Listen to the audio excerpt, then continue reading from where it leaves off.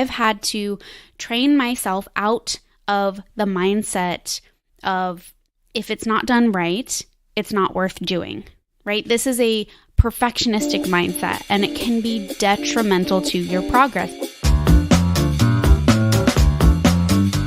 You are listening to the WELLthy Woman Podcast, and I am your host, business coach, and wellness mentor, Dr. Michelle, and my mission is to teach conscientious women entrepreneurs how to create a life full of health and wealth from the inside out.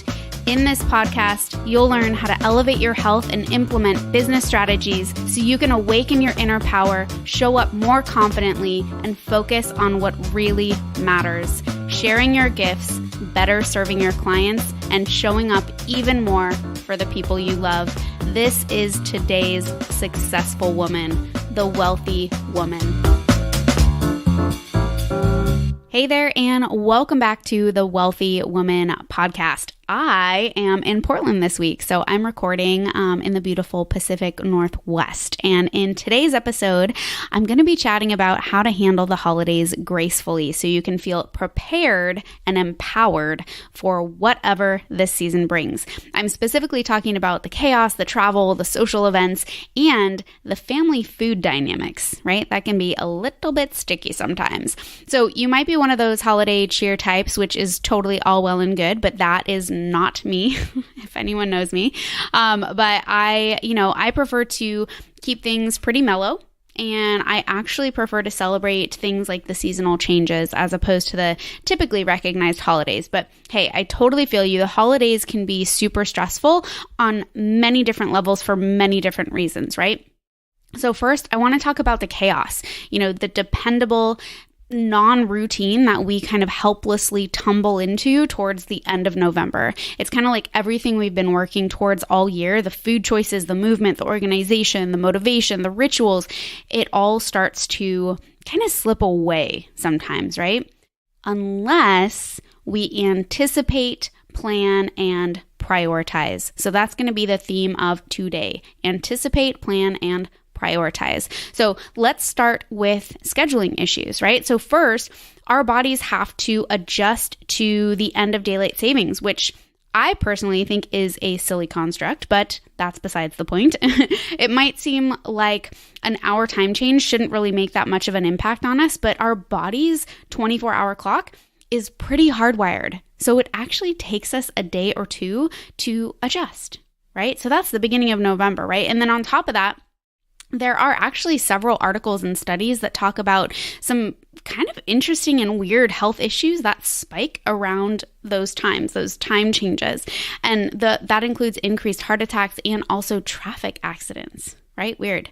So beyond this, a lot of us tend to travel during the holidays. We may or may not change time zones, but, we might take a road trip or we might, do some air travel. And these can definitely throw off our routines that we've spent so much time melding into our day, right?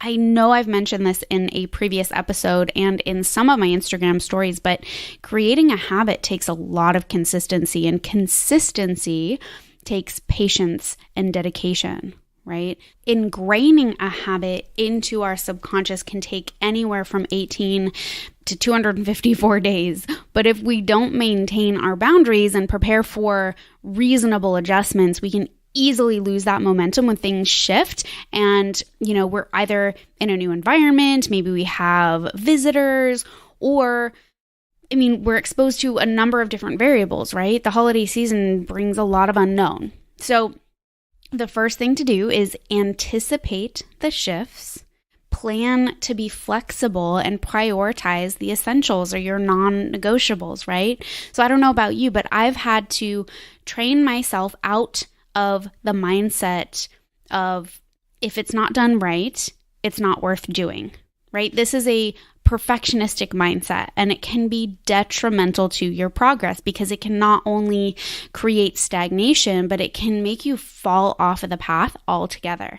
right? So maybe you've developed this amazing morning routine, but now you're traveling or you're in someone's house or an Airbnb or on the road, right? You don't need to sacrifice all the work that you've been putting in. You just need to adjust things a little bit, right? Maybe you can only do part of the morning routine at the time you want, but maybe you'll have to reformat your day to fit in some of that movement later, or maybe you meditate before bed instead, but that's totally okay, right? Things don't have to be perfect. So prioritize your non-negotiables, okay? So give yourself some grace, but still ensure that you're nourishing yourself in the ways you need, because believe me, it's going to come in really handy during these next couple months, especially if the holidays tend to be a stressful time for you.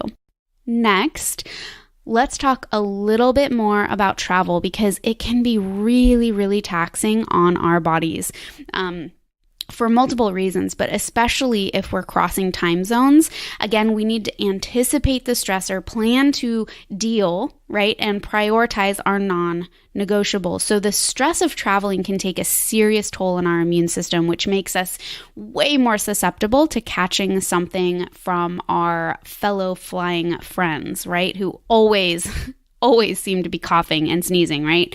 So my favorite things for air travel are 1, intermittent fasting, 2, spring water, and 3, activated charcoal. So intermittent fasting is one of my favorite strategies when traveling, because it actually helps our body adjust to new time zones super quick. And although, light, like actual light from the sun has the biggest effect on our body clock, the time we eat and the times that we don't eat is a really close runner-up. So I usually try to wait to eat until the next opportunity for breakfast. So doing this actually helps to reset our body clock to our new time zone, and that helps us regulate our sleep better, our mood, and our energy. Now, when I say intermittent fasting, if you are a butter coffee drinker, feel free to indulge. I know that I do, and I still feel totally fine. I'm not getting paid for this, but the Bulletproof Instamix is super handy, and getting some instant kind of organic coffee crystals can be super handy too, just when you're traveling. All right, so spring water is my second favorite travel tool. So basically, as soon as I'm past security, I'm on the hunt. Ideally, I try to find glass bottled spring water, but if Evian is all I can find, then ideal, right? Staying hydrated is key no matter what, because it helps keep the detox pathways open and flowing, but it also moistens our mucous membrane. So like our throat, our nose, and things like that, right? And that actually helps defend our body from catching any of those nasty bugs or viruses. It's super important. The activated charcoal that I mentioned, that actually helps mop up the various toxins that we get exposed to while flying. So last year, the World Health Organization actually released an article talking about how the toxic recirculated cabin air in the airplane might be linked to things like cancer and chronic fatigue and neurological disorders. Not good, right? So these toxins include things like off-gassing from all the cleaning products they use, fire retardants, jet fuel, engine oil, and tons of other chemicals. Pretty gross, right? So just be sure to take your activated charcoal. I usually recommend taking it every 2 to 3 hours. You're not going to be eating, so you don't need to be concerned about when to take it. It is usually taken between meals, just so it's not kind of mopping up any nutrients that you might be trying to get into your body. But when you're fasting, it's totally fine whenever. All right, so now let's talk about social events, right? Whether it's related to work, family, friends, we tend to have more late nights and the booze, right?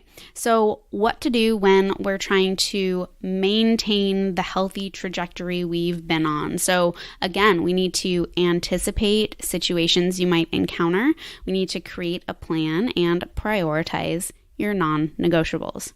So I usually create boundaries for myself, right, in these situations. So for example, decide on how many adult beverages you're going to have, if any, right, and stick to it. if you're gonna have some booze, stick to the strong stuff, things like whiskey, gin, vodka, right? Because oddly enough, it creates less stress on your body because it has lower levels of sugar, less empty calories, less mold toxins and other potential toxins that are typically found in higher quantities in beer and wine. All right. I also recommend mixing these liquors with soda water. So I'll have like a single shot in like a 16-ounce cup of soda water. And I might add a little bit of bitters or citrus to spruce that up if needed. But that way you're getting a good amount of hydration with that liquor as well, right? I would say definitely avoid tonic water. So usually people will say like, oh, I want a vodka tonic or a gin and tonic. So try to get a gin and soda or a vodka soda. Okay, because that tonic water actually tends to have a lot of high fructose corn syrup, which whole other conversation, but steer clear if you can, okay?